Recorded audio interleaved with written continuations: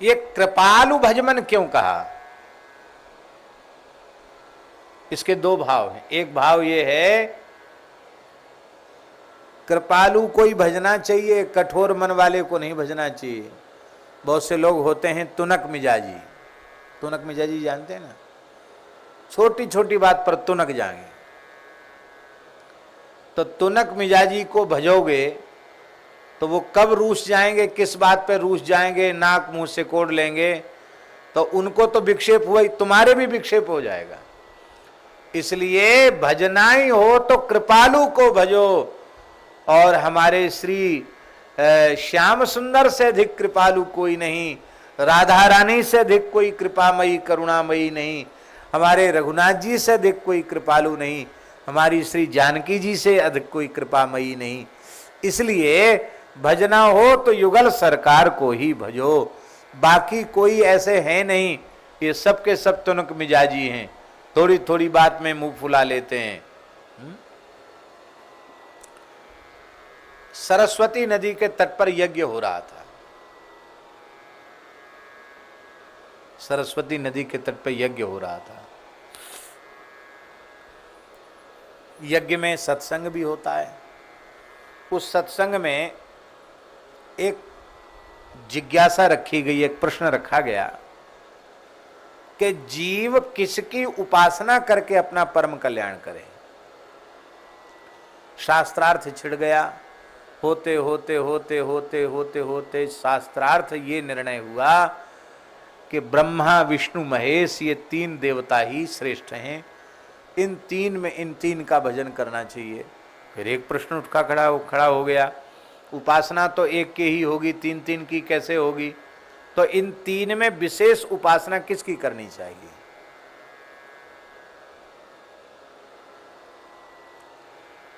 बोले जिसमें कृपा गुण क्षमा गुण सबसे अधिक हो उसकी उपासना होनी चाहिए। ये परीक्षा कौन लेगा? भृगु जी को कहा गया। भृगु जी बोले हम लेंगे परीक्षा। भृगु जी महाराज गए। बहुत ध्यान से सुने कथा जो हम कह रहे हैं। भृगु जी गए सबसे पहले ब्रह्मा जी के पास। ब्रह्मा जी उनके पिताजी हैं। ब्रह्मलोक में गए। ब्रह्मा जी सिंहासन पर बैठे, तमाम सब ऋषि मुनि वेद इतिहास पुराण तंत्र मंत्र सब मूर्तिमंत होकर ब्रह्मा जी की उपासना कर रहे हैं। साक्षात भगवान ब्रह्मा है, कोई सामान्य है क्या? भृगु जी गए और न दंडोत प्रणाम, न सीताराम, न राधे श्याम, न जय नारायण, न जय गोपाल, कुछ नहीं। सीधे गए, खड़े हो गए सामने जाके। सब लोग देखने लगे ये कौन महानुभाव? अरे भृगु जी हैं, दिमाग तो ठीक है इनका कि नहीं? इतनी बड़ी सभा में इनको आने की मर्यादा नहीं। पिता तो गुरु के तुल्य होता है, ये गुरु हैं, पिता हैं, फिर जगत पितामह हैं ब्रह्मा जी। अपने पिताजी को आकर प्रणाम नहीं करता, कैसा दुर्विनीत है। लोग भी देख रहे थे। ब्रह्मा जी ने देखा, अरे इतने लोगों के बीच में मेरा अपमान। ब्रह्मा जी ने त्योरी चढ़ाई, अपने कमंडल की तरफ देखा, श्राप दूं इसको। भृगु जी अंतर्धान हो गए, क्रोध ठंडा हो गया। अरे बोले केवल इतने लोगों के बीच में प्रणाम नहीं किया, इतनी बात से इनकी नाक मुंह चढ़ गई।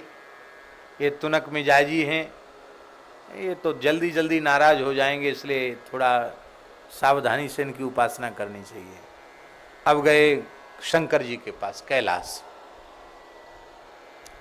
शंकर जी ने देखा कि भृगु जी आ रहे हैं, तो शंकर जी उठे। आओ आओ आओ महर्षि, आओ आओ। अपनी भुजाएं फैलाकर शंकर जी आगे बढ़े। आओ हमारे हृदय से लग जाओ। अब तो हृदय से लगने थोड़ी आए थे, वो तो परीक्षा लेने आए थे। अरे राम राम, चिता की भस्म लगा रखी है, हड्डियों की माला पहन रखी है, कपाल धारण कर रखा है, कहा हम पवित्र ब्राह्मण गंगा स्नान करके आए हैं, छू जाओगे तो नहाना पड़ेगा, जनेऊ बदलना पड़ेगा। अरे राम राम, बताओ भगवान शिव जब तांडव नृत्य करते हैं उनकी जटाएं खुल जाती हैं और उनकी जटाएं उनके श्रीअंग पर पड़ती हैं, तो जटाओं के प्रहार से श्रीअंग में लगी हुई भस्म जब झड़ती है तो ब्रह्मादि देवता उस भस्म को अपने मस्तक पर धारण करके अपना सौभाग्य बनाते हैं। ऐसे देवादिदेव भगवान शिव महादेव उनके भस्म की, उनकी जटा की, उनके स्वरूप की निंदा कर रहा है, ये कैसा ऋषि है। शंकर जी की भी त्योरी चढ़ गई। अरे कोई मूर्ख व्यक्ति हमको गाली दे तो कोई बात नहीं, ये इतना बड़ा महात्मा होकर के ऐसा बोलता है। त्रिशूल की ओर शंकर जी देखने लगे। पार्वती जी ने चरण पकड़े, अरे भोले महात्मा हैं, पता नहीं किस मस्ती में होंगे, कह दिया, आप क्षमा कर दीजिए। भृगु जी वहां से भी अंतर्धान हो गए। बोले ब्रह्मा जी से तो थोड़े ज्यादा क्षमाशील हैं, पर इनको कोई उठपटांग बोल दे तो त्रिशूल की तरफ देखते हैं, ये थोड़ा सा इनमें गड़बड़ी है, तो ये भी थोड़ा सावधानी से उपासना के योग्य हैं, ये जल्दी शाप भी दे देते हैं। अब देखो कागभुसुंडी जी से गलती क्या हुई थी, आप लोग मानस पढ़ते हैं ना कभी कभी, नमामि स्मीशान निर्वाण रूपम, याद है? नमामि स्मीशान निर्वाण रूपम विभुम व्यापकम ब्रह्म वेद स्वरूपम। ये जो शिवाष्टक रुद्राष्टक है, रुद्राष्टक मिदम प्रोक्तम विप्रेण हरितोषे, ये पठन्ति नरा भक्त्या तेषाम शंभु प्रसीदति, रामचरितमानस में है। तब कागभुसुंडी जी से गलती क्या हुई, महाकाल मंदिर में बैठ करके जप कर रहे थे और गुरुजी आए, अरे बोले जप के समय उठना नहीं चाहिए, बैठे रह गए। प्रणाम उठ के खड़े हो जाते तो कोई परेशानी तो नहीं थी, पर नहीं खड़े हुए तो गुरुजी को कोई बुरा नहीं लगा। गुरुजी ने कहा कोई बात नहीं, जप की मर्यादा है, बैठा तो बैठने दो। पर शंकर जी नाराज हो गए, बैठ रहे हो अजगर हो पापी, अरे पापी अजगर के समान बैठा, जा उसी योनि में चला जा, ले साहब। तो शंकर जी भी थोड़ी तनक तुनक मिजाजी तो हैं, नाराज होकर श्राप दे देते हैं। कागभुसुंडी जी को श्राप दिया। अब गए वैकुंठ भृगु जी, बोले अब थोड़ा प्रश्न पत्र और कठोर करना पड़ेगा। वहां केवल प्रणाम नहीं किया, यहां कटुवाणी का प्रयोग किया, और जब वैकुंठ गए तो सीधे प्रहार किया, एक लात लगाई भगवान की छाती पर। सम्मानित व्यक्ति अपना अपमान सहन नहीं कर सकता है। जो व्यक्ति बहुत अधिक सम्मानित हो वो अपमान सह नहीं सकता है। भगवान तो व्यक्ति नहीं है, भगवान तो साक्षात भगवान है, उनसे अधिक सम्मानित और कौन होगा।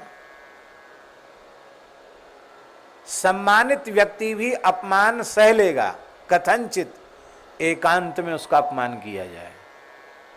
अब भरे बाजार में अपमान करे तो बिल्कुल सहन नहीं करेगा, अपने उतर आएगा, अपनी जितनी ताकत होगी अपमान करने वाले को दंड देगा। मान लो कथनचित भरे बाजार में भी अपमान सहन कर ले सम्मानित व्यक्ति, पर कथनचित उसकी घरवाली के सामने उसका अपमान करो, तो गृहिणी के सामने कोई भी पुरुष अपना अपमान सहन नहीं करता, चाहे सम्मानित हो चाहे न हो, क्योंकि पत्नी के समक्ष अपनी प्रतिष्ठा बचाकर रखने का स्वभाव प्रायः सभी पुरुषों में होता है। आप लोग तो मनुष्य हैं, हमने वृंदावन में देखा, बंदर कुछ नहीं बोलेगा आपसे, चाहे जितना बड़ा बंदर हो उससे आंख मिला लो, कुछ नहीं बोलेगा। बंदर के बगल में बंदरिया बैठी हो, हाँ, और बंदरिया बैठी हो, उस समय तुम बंदर से आंख मिला, ऐसे करेगा, और ऐसे खो नहीं करेगा। कभी करके देखना, पहले बंदरिया की तरफ देखेगा, फिर खो करेगा, एक खंबा हिलाएगा, मानो वो जोर दिखाता है कि तुम्हारा मैं पति हूं, कमजोर नहीं हूं, बहुत तगड़ा हूं। पशु में भी यह प्रवृत्ति होती है कि वह अपनी बंदरिया के सामने अपने को बहुत श्रेष्ठ प्रमाणित करना चाहता है। तो ये संसार की रीति है, अभ्यास है। कोई पुरुष अपनी पत्नी के सामने अपमानित नहीं होना चाहता। क्यों नहीं होना चाहता? इसलिए नहीं होना चाहता कि ये तो एक बार अपमानित हुआ में कोई आया हमको गाली दे गया, धक्का मुक्की कर गया, लेकिन घरवाली से रोज अपमानित तो होना पड़ेगा। आदमी तो एक बार अपमान करके गया और रोज सवेरे से कहेगी, हे भगवान कैसा भाग में बधा था आदमी हमारा, कैसा बिल्कुल कायर है, तुमसे अच्छे तो हम ही हैं, चूड़ी पहन लो। बताओ, लोग घर में घुस के गाली दे जाते, मार पिटाई कर जाते हैं, ये क्षमाशील बने बैठे हैं। वो रोज कुछ न कुछ सुनाई देगी। एक गांव में झगड़ा हो रहा था भाई भाई में, तो छोटा भाई थोड़ा मर्यादा वाला था, उसने सोचा बड़े भाई झगड़ रहे हैं तो कोई बात नहीं, लाठी लेके आ गए तो आ जाने दो, हम छोटे हैं, हमको अपने बड़े भाई की मर्यादा रखनी चाहिए, तो वो पीटे तो पीट लो। तो छोटे भाई की पत्नी लठ लेके आई भीतर से, हाथ में, ले पकड़ो पकड़ो इसको। वो डरा, ए पकड़ता है कि नहीं, पकड़ो इसको। क्यों? उसने कहा ये लठ बजा रहा है तो तू लठ क्यों नहीं बजाएगा, लठ बजा, क्यों? नहीं तो हम तो अपने घर चली जाएंगी, यहां रहेंगी ही नहीं। महाराज मरता क्या न करता, उस व्यक्ति को लठ पकड़ना पड़ा हाथ में, फिर लोगों ने बीच बचाव कर लिया। खैर एक गांव की सत्य घटना है। हर व्यक्ति पत्नी के सामने अपनी प्रतिष्ठा बचा के रखना चाहता है। वो घरवाली यही बोल रही थी कि हमारी सखी सहेलियां क्या कहेंगी कि कैसा आदमी है तुम्हारा, इसमें ताकत बिल्कुल नहीं है, इसलिए लठ लो झगड़ो।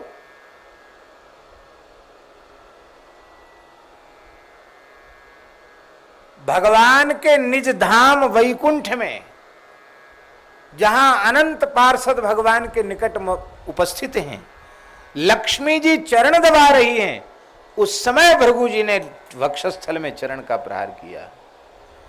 लेकिन धन्य है भगवान की कृपा, धन्य है इनकी करुणा, धन्य है इनका क्षमाशील दयालु स्वभाव। प्रभु उठकर बैठे, भृगु जी को प्रणाम किया, भृगु जी का चरण अपनी गोद में रख लिया, धीरे धीरे चरण दबाकर बोले, हे मुनिराज, वैकुंठ के द्वार पर उपस्थित होकर मुझे आपका स्वागत करना चाहिए था, अगवानी करनी चाहिए थी, पर मुझे सूचना ही न मिल सकी कि आप कृपा करके पधारे हैं। आप कितने दयालु हैं, आपने अपनी चरणरज मुझे सहज ही प्रदान कर दी। मेरे वक्षस्थल पर लक्ष्मी जी का निवास है। मैं सोचता था लक्ष्मी जी स्वभाव से चंचल प्रकृति की हैं, कभी कहीं कभी कहीं कभी कहीं चली जाती हैं, कहीं हमको भी छोड़ के न चली जाएं, कहीं हमको भी छोड़ के न चली जाएं, ये भय कभी कभी होता था। भगवान बोल रहे हैं, लेकिन अब आपने ऐसी छाप लगा दी है कि अब लक्ष्मी जी कभी जाने वाली नहीं है। विप्र प्रसादात कमलावरोहम, ब्राह्मण की चरण की छाप लग गई, इसलिए मैं कमलावर हूं। अब कमला मुझे वर्ण करके ही रहेगी, हमको छोड़ के नहीं जाएगी। लक्ष्मी जी अविचल भाव से रहेंगी।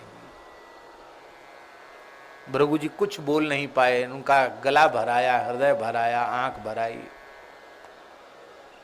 तुरंत बोले हमको जरूरी काम है, फिर आएंगे आपके पास। चले गए, अंतर्धान हो गए।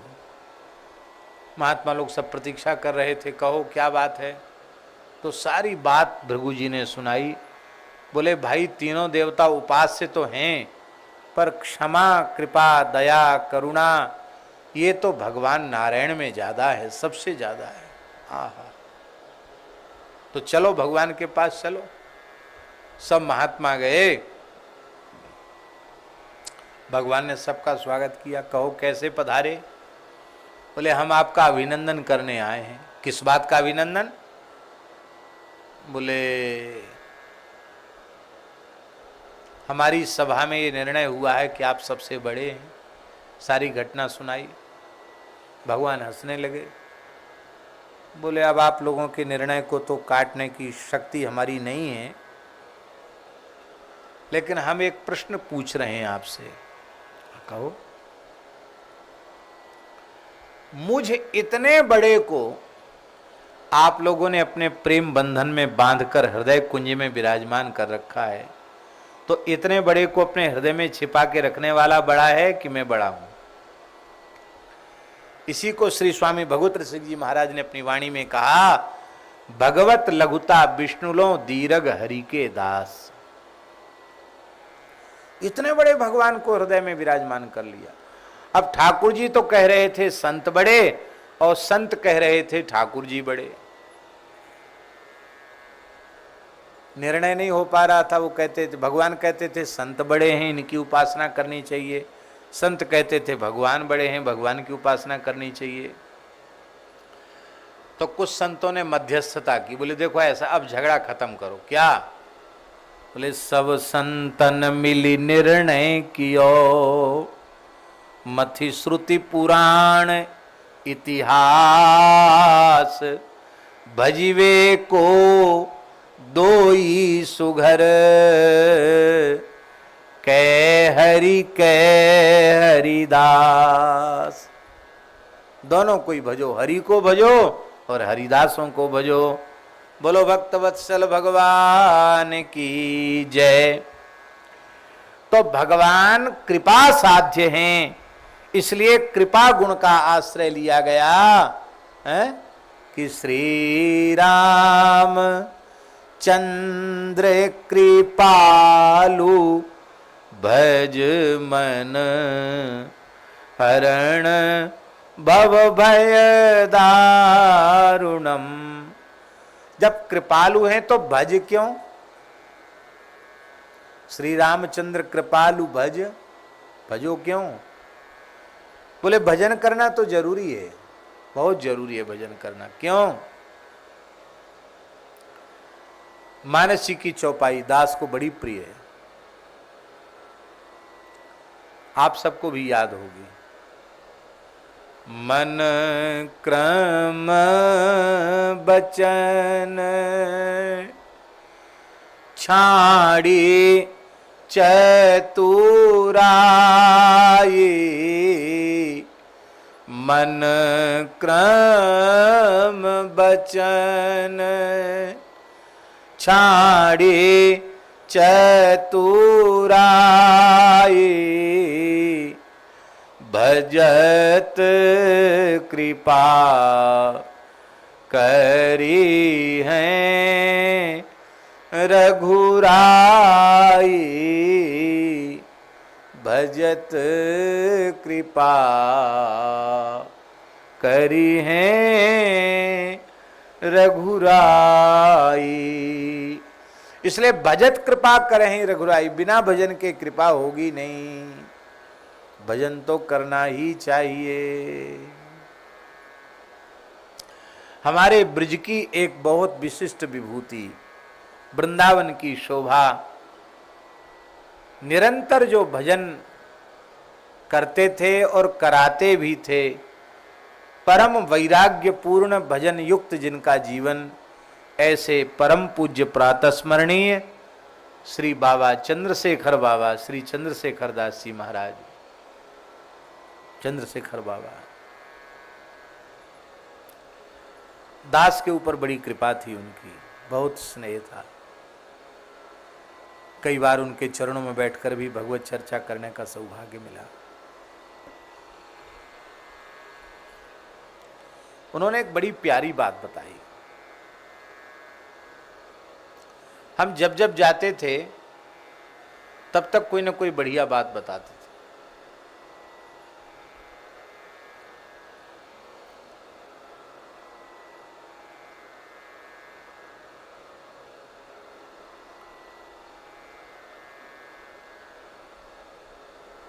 वे अस्वस्थ थे, कुटिया में आ गए थे अपने निवास पर, और दास का शरीर भी कुछ अस्वस्थ था, तो हम भी निरामयम में जा रहे थे।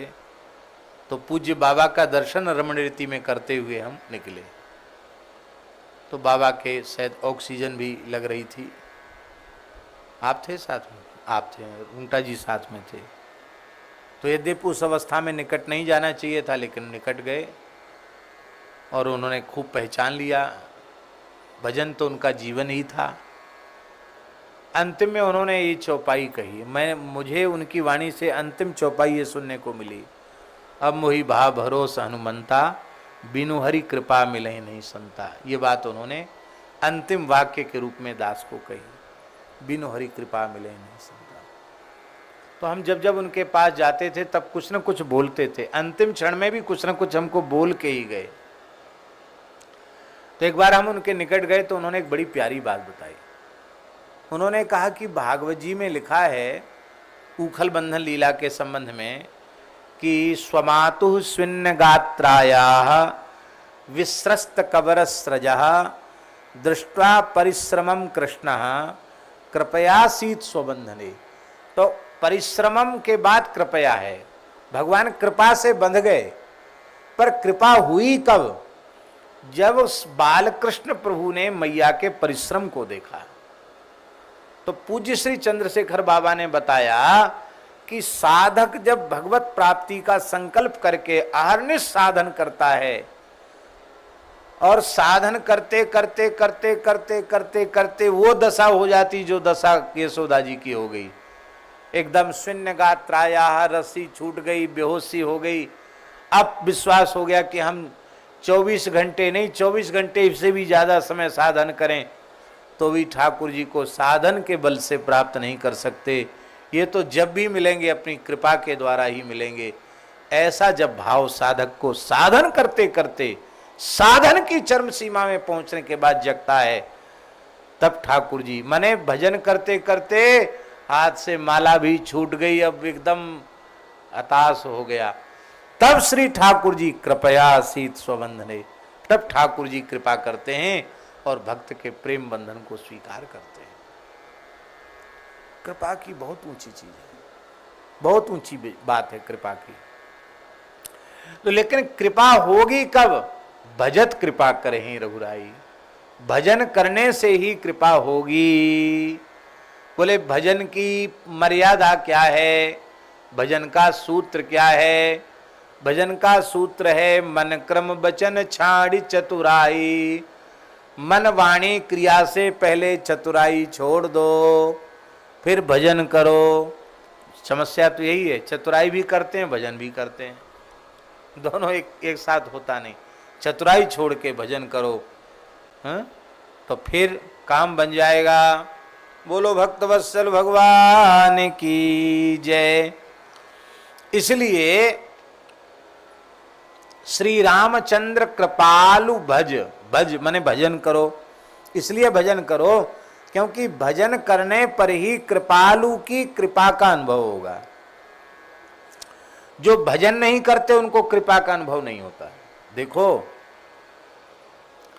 पांडव निरंतर श्री कृष्ण की कृपा का अनुभव करते हैं। कुंती से ज्यादा विपत्ति किसने भोगी है, पर कुंती विपत्ति के क्षण में भी कितनी कृपा का अनुभव कर रही है कि विपदस संतु न सस्वत तत्र तत्र जगत गुरु भवतो दर्शनम यत्स्याद पुनर्भव दर्शनम। हे जगत गुरु श्री कृष्ण, मैं विपत्तियों के बोझ से दबीर हूं, क्योंकि विपत्तियां आपका दर्शन कराने वाली। क्या अद्भुत कृपा का चिंतन है। विपत्तियां भी विपत्ति नहीं लग रही हैं कृपा के चिंतन के कारण। कौरवों को कभी कृपा का चिंतन नहीं होता भगवान की। कृपा का चिंतन तो होता ही नहीं, श्री कृष्ण को भी भगवान मानने के लिए तैयार नहीं वो सब।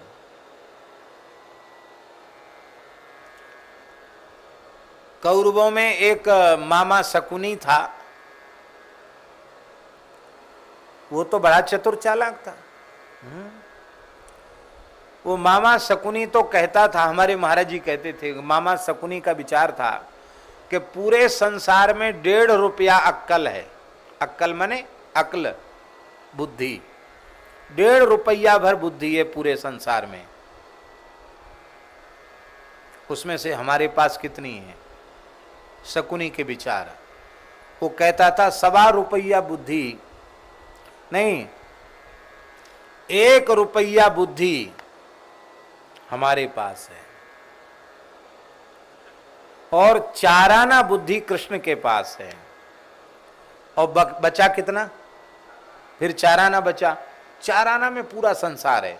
रुपया भर बुद्धि हमारे पास, 4 आना भर कृष्ण के पास, और 4 आना में पूरा संसार। क्या करें? बोले भांजे राजा, ये जो कृष्ण है ना बड़े चटोर हैं। हमने सुना है वो माखन चुरा चुरा के खाते थे, लगता खाने को नहीं मिलता था इनको। बढ़िया सुंदर पकवान मिष्ठान बनवा के खिला पिला के इनको अपने बस में कर लो बस। तो 1 रुपया तो तुम्हारे मामा के पास शक्ल है ही है, वो 4 आना और तुम्हारे पक्ष में आ जाएगी। तो कितनी हो गई? 1.25 रुपया। फिर पांडवों के पास तो 4 आना भी नहीं है, वो तो बुद्धू हैं। 4 आना में पूरा संसार है, उसी में पांडव हैं। तो तुम्हारे शत्रु तो बिना मारे मर जाएंगे। ओ महाराज क्या कहना, इतने बढ़िया बढ़िया व्यंजन बनाए। दुशासन के महल में भगवान की व्यवस्था की गई रहने की, क्योंकि सबसे सुंदर दुशासन का महल था हस्तिनापुर में, सबसे सुंदर उसका महल था। जब युधिष्ठिर राजा बने हैं तो दुशासन का महल भीमसेन को दिया गया है, क्योंकि सबसे बड़ा पराक्रम युद्ध में भीमसेन का था, इसलिए उनको दुशासन का महल दिया गया। सबसे सुंदर महल था दुशासन का पूरे हस्तिनापुर में। तो उस महल को खाली करवाया गया श्री कृष्ण के आतिथ्य के लिए। वो वहीं बढ़िया बढ़िया पकवान व्यंजन बने। भगवान ने नजर उठा के भी नहीं देखा। ओए तेरे भीतर प्रेम नहीं है, मेरे भीतर भूख नहीं है, धर राख अपने व्यंजन। और दुर्योधन घर मेवा त्यागे, साग विदुर घर खाए। हमारे ठाकुर जी ने अलोनिया साग विदुर जी के घर में खाया। हाँ,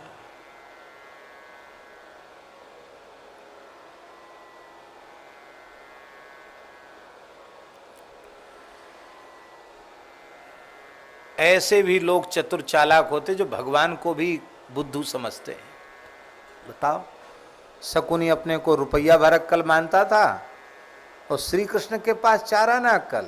बोले भले आदमी, भगवान ने कहा वो 4 आना अक्कल वाला ही तुम्हें ठिकाने लगाएगा। और शकुनी अपने परिवार के सहित मारा गया। इसलिए मन क्रम वचन छाड़ चतुराई, भजत कृपा करे। इसलिए भजन करो। बोलो भक्तवत्सल भगवान की जय।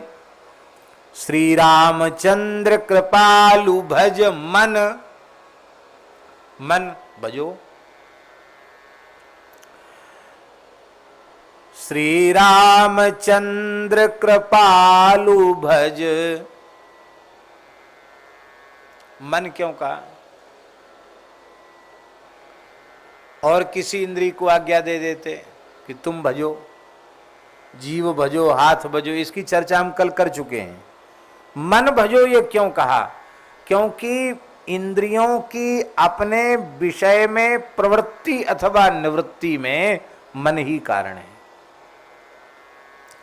मन जब भजन करने लग जाएगा तो इंद्रियां सहज ही भगवान का ही अनुभव करेंगी।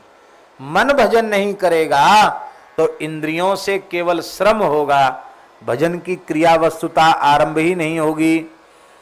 अंतःकरण की संकल्प विकल्पात्मिका जो वृत्ति है, उस वृत्ति विशेष को मन कहते हैं। संकल्प विकल्पात्मकम मनः, उसको मन कहा जाता है। और मन की स्थिति कैसी है जानते हैं? मन की स्थिति है पीपल के पत्ता के जैसी। पीपल का पत्ता देखा? देखो इस सामने पीपल है, और भी तमाम वृक्ष यहां लगे हैं, लेकिन ध्यान से देखना, इस समय बाहर हवा नहीं चल रही है, लेकिन पीपल के पत्ता देखो हिल रहे हैं। हिल रहे कि नहीं?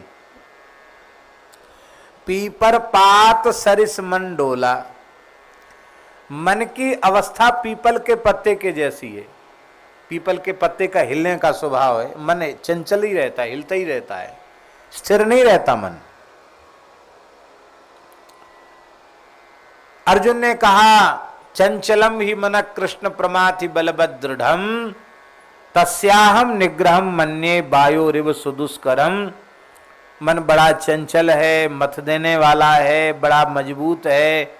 जैसे हवा को मुट्ठी में बंद कर पाना कठिन है, ऐसे ही महाराज इस चंचल मन को निगृहित कर पाना बहुत कठिन है। ये मन इंद्रियों का संयोग प्राप्त करके विषय में प्रवृत्त होता है, इंद्रियां क्षुब्ध हो जाती हैं, इंद्रियों को परवश कर देता है। यतो यतो निश्चरति मनश्चंचलम स्थिरम ततस्ततो नियम्यई तत् आत्मन्येव वशम नयेत। गीता जी में इस प्रकार की बात भगवान ने कही है।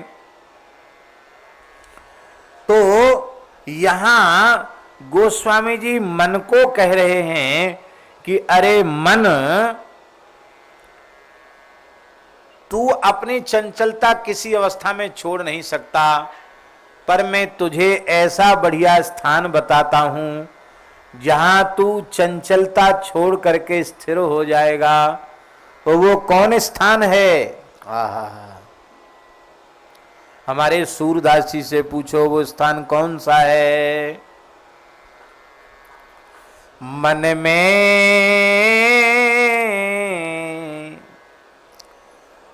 में रही नाहिन ठोर, मन में रही नाहिन ठोर, नंद नंदन अछत कैसे आनिए उर और।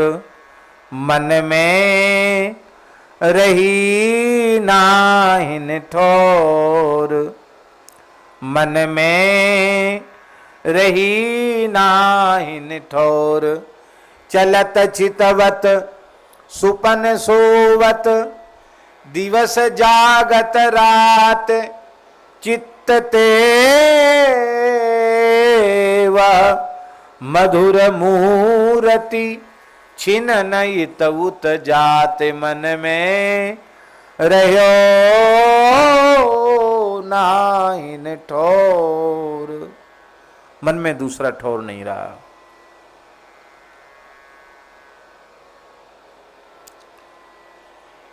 ये मन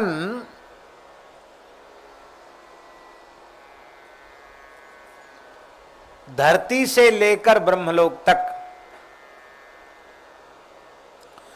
कोई भी ऐसा उत्कृष्ट से उत्कृष्ट विषय पदार्थ नहीं है जहां मन लगने के बाद वहां से लौटकर ना आता हो। एक बार मन लगता है फिर लौटकर आ जाता है। केवल और केवल श्री ठाकुर जी ऐसे हैं, इनमें एक बार मन लग जाए फिर लौटकर संसार में आता नहीं। मन में रही नाहिन ठोर। इसलिए मन का लगना वही माना जाएगा जहां लगने के बाद मन लौट के ना आवे। और ऐसे केवल श्री ठाकुर जी हैं। इसलिए सुंदर अनूप जोरी अति मन को भावती, सुंदर अनूप जोरी अति मन को भावती, सुंदर अनूप जोरी। देखी मैं आज मग में कुंजन सोआवती, सुंदर अनूप जोरी। अंग अंग देत शोभा भूषण जड़ाऊ वाली। बड़ा भाव से गाते थे बक्सर वाले मामा जी इस पद को। अंग अंग अंग अंग देत शोभा भूषण जड़ाऊ वाली, नैनों में सोहे कजरा, अधरन पे पान लाली,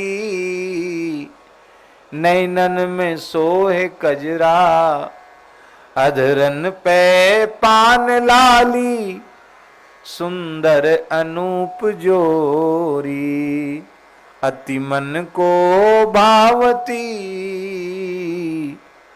देखी मैं आज मग में कुंजन सोआवती।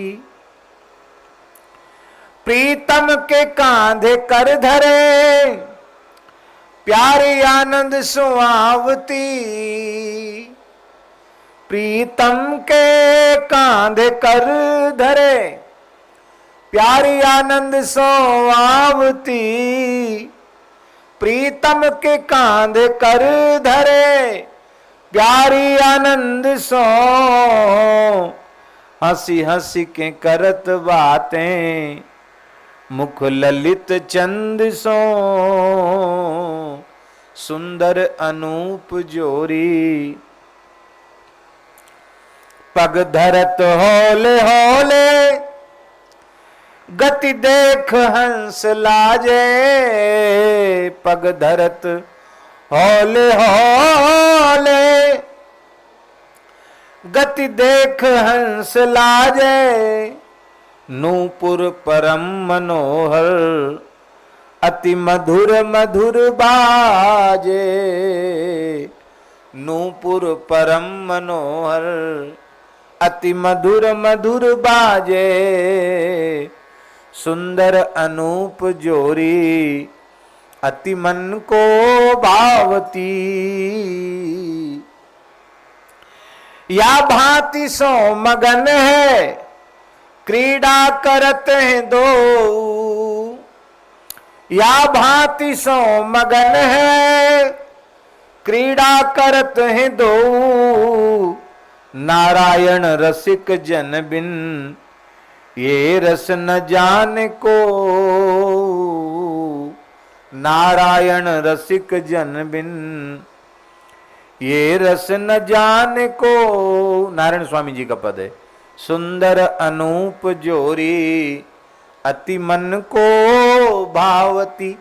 तो मन को भाने वाली जोरी युगल सरकार सीताराम जी की ही है, इसलिए श्री रामचंद्र कृपालु भज मन। अब भजन से क्या होगा? अरे मन, तुम राम कृपालु रामचंद्र जी का भजन करोगे तो मिलेगा क्या? बोले हरण भव भय दारुणम, दारुण भव भय को हरने वाला है। ये भव भय की चर्चा हम कल विस्तार से कर चुके हैं, इसलिए आज नहीं करेंगे। सबसे बड़ा भय है इस संसार का, बार बार जन्म लेना, बार बार मरना। न जाने कितने कल्प, कितने जन्म, कितने युग व्यतीत हो गए, ये परंपरा से अभी तक हमें छुट्टी नहीं मिली, और ये तब तक नहीं होगा। कब तक? बोले बारी मथे घृत हो ये बरु, सिकता ते बरु तेल, बिनु हरि भजन न भव तरिय, यह सिद्धांत अपेल। रामचंद्र के भजन बिन, जो चाह पद निर्वाण, ज्ञानबंत अपि सो नर, पशु बिन पूछ विषाण। राका पति षोडश उवहीं, तारागन समुदाय, सकल गिरन दवलाय, बिनु रवि रात न जाए। ठीक ऐसे ही बिनु हरि भजन खगेसा, मिटहि न जीवन केर कलेसा, कहा गोस्वामी जी का महावाक्य है। इसलिए श्री रामचंद्र कृपालु भजमन हरण भव भय दारुणम। कैसे हैं नव कंज लोचन, कंज मुख कर कंज पद कंजारुणम। देखो, यद्यपि पंकज में और कंज में अंतर नहीं है, पर्यायवाची है ना।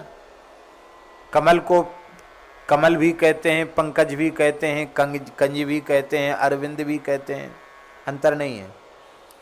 पर यहां इस पद में गोस्वामी जी ने कहीं भी पंकज शब्द का प्रयोग नहीं किया। श्री रामचंद्र कृपालु भजमन हरण भव भय दारुणम, नव कंज लोचन कंज मुख कर कंज पद कंजारुणम। कंज कंज कंज कंज एक प्रकार से पुनरुक्ति हो गई। एक जगह कंज कह देते, एक जगह पंकज कह देते, एक जगह अरविंद कह देते, अपने ढंग से बिठा लेते उसको आगे पीछे करके। पर कंज कंज कंज कंज ये 3 बार क्यों कहा? मानो गोस्वामी तुलसीदास जी महाराज कहते हैं, पंकज तो पंकज जायमानत्वात् पंकजः, कीच से पैदा होता है। पर श्री राम जी कमल तो जरूर हैं, पर ये श्रृंगार का सौंदर्य का कमल कीच से पैदा हुआ नहीं है। ये तो कंज हैं, ये कीच से पैदा हुए कमल, ये पंकज नहीं है। तो ये बिना पंकज से ही उत्पन्न हुए हैं, ये कहना चाहते हैं गोस्वामी जी, इसलिए पंकज न कह करके कंज ही कहा। ऐसे भगवान का भजन करो जिनके अधर कमल, नेत्र कमल, मुख कमल, कर कमल, चरण कमल, कमलों का ही जो समूह है। नव सरोज लोचन रतनारे, अरुण कंज दल लोचन दास सदा अनुकूल। कितनी जगह कंज शब्द का पंकज शब्द का प्रयोग आया है। अब यहां इतने कंज क्यों बता रहे हैं? मानो गोस्वामी जी कह रहे मन रूपी भौरा, तू अनेक फूलों के पास जाता है पर वहां ठहरता नहीं, वहां से वापस आ जाता है। पर मैं तुझे 1 कमल 2 कमल 3 कमल नहीं, मैं तो नक्श कमल कमल का बन उपस्थित तेरे सामने कर रहा हूं। तेरी राजी आवे नैन कमल में अटक जा, अधर कमल में अटक जा, श्रवण कमल में अटक जा, हस्त कमल में अटक जा, चरण कमल में अटक जा। तेरा जहां मन हो, जहां तेरी राजी आवे, तू वहीं अटक जा। अरे मन रूपी भौरे, तू भगवान के चरण कमल, अधर कमल, मुख कमल का आश्रय ले ले। नवीन है। यहां देखो, लोचन, मुख, कर, पद, ये 4 अंग कहे गए। इन चारों में वात्सल्य, श्रृंगार, सख्य और दास्य, ये चारों भाव इसमें आ जाते हैं। 5वां शांतरस भी आ जाता है। तो ये इसका मतलब है कि नेत्र की कृपा कोर, उसके कटाक्ष, उसके शोभा का निधान, तुम नेत्र का दर्शन कर लो, चाहे मुस्कान का दर्शन कर लो, चाहे मीठी बोलनी का अनुभव कर लो। इसका मतलब है कि रूप, रसगंध, शब्द, स्पर्श, ये 5 हैं और 5 ही भगवान के मुख्य अंग हैं। इसलिए इन्हीं में अपने को लगा लो, ये भाव। इसका मतलब है कि नेत्रों से कृपा कोर का ध्यान करो, कटाक्ष का चिंतन करो, और शोभा सुख निधान मुख छवि का दर्शन करो, और कानों से सुनना हो तो मधुर शब्द को सुनो, और हाथ से यदि अनुभव करना हो तो तो कबहु सुकर सरोज रघुनायक धरिहु नाथ शीस मेरे। और यदि चरणों का चिंतन करना हो तो मनरे परस हरि के चरण हैं। भजमन राम चरण सुखदाई, चरणों का की उपासना करो।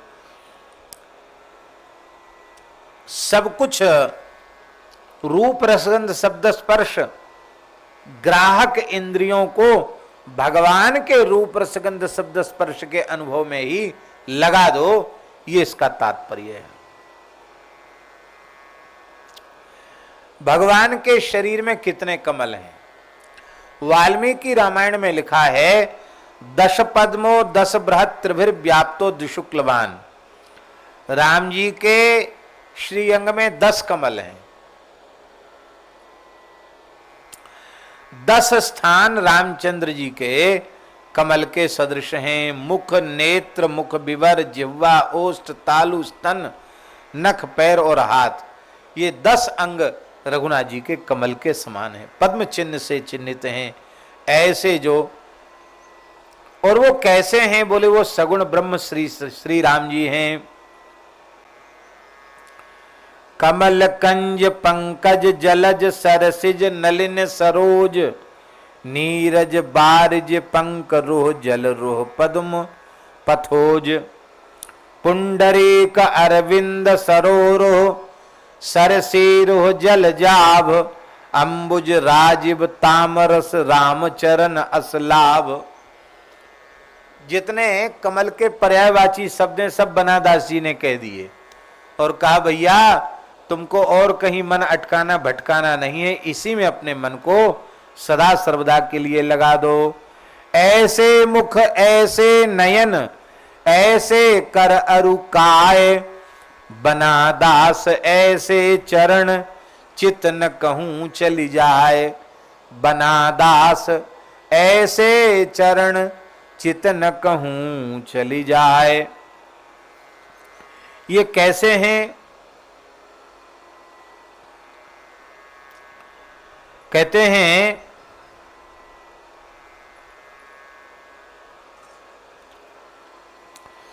अब एक एक का स्मरण करो तो कोई पारावार नहीं। नेत्र कमल, अधर कमल, मुख कमल, चरण कमल, भाव तो मन में खूब उठते हैं कि ये कहें ये कहें ये कहें, पर क्या करें, ये घड़ी सामने रखी है, ये कहती है मत कहो कुछ।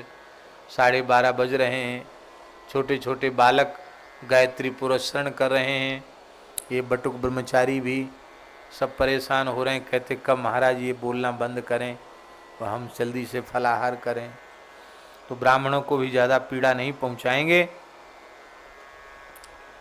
यहाँ श्री रामचंद्र कृपालु भजमन हरण भव भय दारुणम, नव कंज लोचन कंज मुख कर कंज पद कंजारुणम, कंदर्प अगणित अमित छवि नव नील नीरद सुंदरम।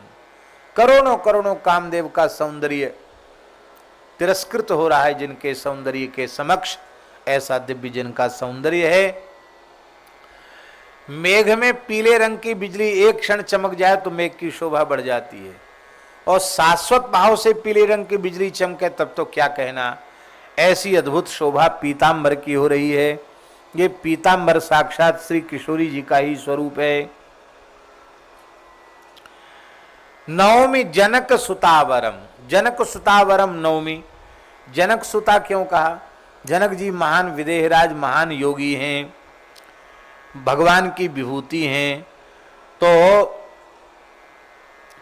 अपने पिता का गुण पुत्री में आएगा ही। तो जनक जी परम योगी हैं तो ये परम योगिनी हैं। इसका मतलब है इनका कभी भगवान से वियोग होता ही नहीं, ये तो परम योगिनी हैं। इसका मतलब है कि जनक सुता बर का भजन करोगे तो तुम्हारा भी कभी वियोग होगा नहीं, ये भाव है। आजानुभुज सर चाप धर संग्राम जित खर दूषणम। आजानुभुज, घुटने तक लंबी भुजाएं हैं। ये आजानुभुज के कई भाव हैं। एक तो महापुरुषों का लक्षण होता है आजानुबाहु। हमारे पूज्य सदगुरुदेव भगवान श्री भक्तमाली जी महाराज आजानुबाहु थे। हमारे पूज्य खाक चौक वाले महाराज जी, पहाड़ी बाबा महाराज भी आजानुबाहु थे। वो तमाशा करते थे। वो अचला होता ना हमारे साधुओं का, जो जैसे हमने पहना अचला, इस अचला की बड़ी विशेषता है, ये अपने हाथ से 10 हाथ का होता है। ये अपने हाथ से 10 हाथ का होता है। जैसे हम अपने हाथ से 10 हाथ नापेंगे तो ये ब्रह्मचारी जी को अचला संभला नहीं संभलेगा, पर ये छोटे बटुक ब्रह्मचारी, क्या नाम है इनका, अभिषेक नाम है। तो अभिषेक बटुक जी जो हैं, इनको हम अपने नाथ से 10 हाथ का अचला नाप के देंगे, ये तो बेचारे छोटे से हैं, संभाल ही नहीं पाएंगे अचला। पर ये अपने हाथ से 10 हाथ नाप लें तो पूरा फिट आ जाएगा। तो विचित्र बात है कि नहीं। तो महाराज जी सब विद्यार्थियों से अचला नपवाते थे। नया अचला निकालते पहनने के लिए तो सबसे नपवाते। हम भी नापते हैं, कोई कपड़ा आता तो नापते जरूर, महाराज जी की याद आ जाती तो नापते हैं। तो कपड़ा नपवाते, तो सबके नपवाने के बाद फिर महाराज जी अपने हाथ से नापते। उनका हाथ इतना लंबा था कि किसी का 7 हाथ निकलता, किसी का मतलब किस लोगों के ज्यादा हाथ निकलते, और महाराज जी का जब नापते तो सब पीछे रह जाते। महाराज जी का सबसे ज्यादा निकलता।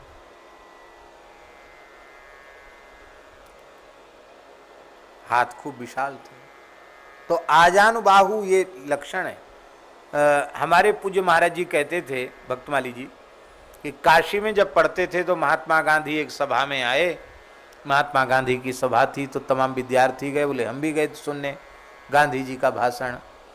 तो महाराज कहते मैंने उसी बार गांधी जी को देखा तो ये विशेषता देखी कि गांधी जी आजानुबाहु थे। उनकी भुजाएं बहुत लंबी थी। महाराज जी कहते मैंने अपनी आंखों से देखा।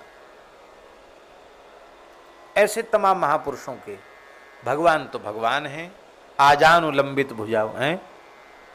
हमारे श्रीमन महाप्रभु जी आजानुलंबित भुजऊ कनकावदातऊ हैं। श्री चैतन्य महाप्रभु, श्री नित्यानंद महाप्रभु आजानुलंबित भुजऊ, आजानुलंबित भुजाएं। आजान भुज सर चाप धर। आजान भुजाएं क्यों कही जा रही हैं? इसलिए कही जा रही हैं कि तुम चिंता क्यों करते हो, विकल क्यों होते हो, तुम कथनचित दीनता के कारण दूर भी खड़े होगे तो उनकी भुजाएं छोटी नहीं हैं, वे दूर से भी अपनी लंबी लंबी भुजाओं में खींचकर भर लेंगे, अपनी छाती से लगा लेंगे। ये भाव दिखाने के लिए कहते हैं आजान भुज सर चाप धर। और तुम डरना नहीं, अब राम जी की शरण में आ गया, अब क्या डरना। भुज सर चाप, छोटी भुजा वाला नहीं है हमारा रक्षक, बड़ी भुजा वाला रक्षक है। और उनमें भी शरचाप, धनुष और बाण है, इसलिए तुम्हें बिल्कुल डरने की आवश्यकता नहीं। भक्तों को अभय दान देने के लिए ही भगवान ने धनुष बाण धारण कर रखा है। ऐसा नहीं समझना कि भगवान डरते हैं इसलिए हथियार लेके रखते, नहीं, डरते तो हम लोग हैं। हम लोगों को निर्भयता देने के लिए धनुष बाण धारण कर रखा है। आजानुभुज सर चाप धर संग्राम जित खर दूषणम। अब खर दूषण को क्यों कहा, संग्राम जित रावण क्यों नहीं कहा, खर दूषण क्यों कहा? क्योंकि इस पद में गोस्वामी तुलसीदास जी भगवान के सौंदर्य का वर्णन कर रहे हैं और खरदूषण सौंदर्य पर मोहित हैं। क्या कह रहे हैं मानस प्रेमियों? भरतदास जी महाराज को चौपाई याद होगी। क्या रहे खरदूषण? बोले यद्यपि भगनी कीन कुरूपा बधलायक नहीं पुरुष अनूपा। खरदूषण कह रहे हैं, करे भैया नाक तो काट ली हमारी बहन की, नाक कान तो काट लिए, काम तो बहुत बुरा किया, लेकिन ये बध के योग्य नहीं हैं, बड़े सुंदर हैं। तो भगवान का सौंदर्य ऐसा है जो राक्षसों के चित्त पर भी चढ़कर बोल रहा है, असुरों के चित्त को भी आकृष्ट कर रहा है। ये कहने के लिए खरदूषण कहा। और बल कैसा है कि रावण कहता है खरदूषण मौसम बलवंता, इन्हीं को मारे बिन भगवंता। ऐसे खरदूषण को 14,000 राक्षसों के सहित एक ही मुहूर्त में मार दिया, समाप्त कर दिया। क्योंकि देख ही परस्पर राम करी, संग्राम रिपु दलि लरी मर्यो। मोहनास्त्र का प्रयोग कर दिया। ऐसा अद्भुत श्री राम जी का सौंदर्य है। खरदूषणम क्या? श्री रामचंद्र कृपालु भज मन हरण भव भय दारुणम। नव कंज लोचन कंज मुख कर कंज पद कंजारुणम। कंदर्प अगणित अमित छवि नव नील नीरद सुंदरम। पटपीत मानहु तडित रुचि सुचि नौमि जनक सुतावरम। शिरक्रीट भजुदीन बंधु दिनेश दानव दैत्य वंश निकंदनम। रघुनंद आनंद कंद कौशल चंद दशरथ नंदनम। इति बदति तुलसीदास शंकर शेष मुनि मन रंजनम। मम हृदय कंज निवास कुरु कामादि खलदल गंजनम। अब यहाँ शंकर जी ब्रह्मा जी भी इनका भजन करते हैं। इस शिव मन रंजनम, शंकर जी और ब्रह्मा जी के मन को भी आनंद देने वाले हैं। जो स्वरूप बस शिव मन माही, जेहि कारण मुनि जतन कराही, इत्यादि प्रकार से। तो ब्रह्मा जी, शेष जी, शिव जी जिनका निरंतर ध्यान करते हैं, अरे मन तू उन्हीं श्री सीताराम जी का ध्यान करे।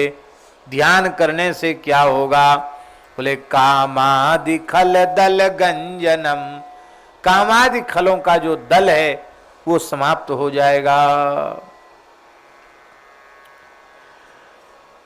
तब लगी बसत हृदय खल नाना, लोभ मोह मच्छर मदमाना। जब लगी उर्न बसत रघुनाथा, धरे चाप सायक कटिभा था। तात तीन अति प्रबल खल, काम क्रोध अरु लोभ। मुनि विज्ञान धाम, मन करहि निमिष महु क्षोभ। इसलिए ये सारे खलों पर नियंत्रण कैसे होगा? बोले ये गंजन करने वाले ऋषि रघुनाथ जी हैं, इनकी कृपा से हो जाएगा। एक खलदल गंजन है। ऐसे श्री राम जी का भजन करो।